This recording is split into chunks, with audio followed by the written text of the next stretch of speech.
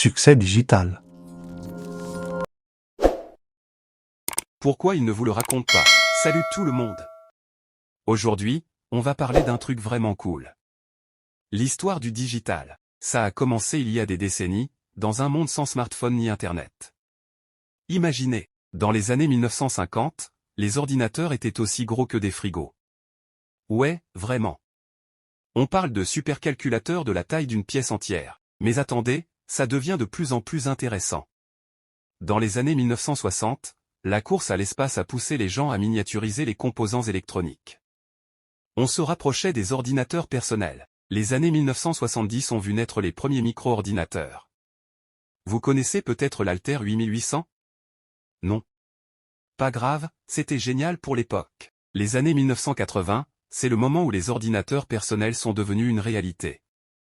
IBM, Apple, Microsoft, ces noms ont changé notre vie. Puis, dans les années 1990, Internet est né.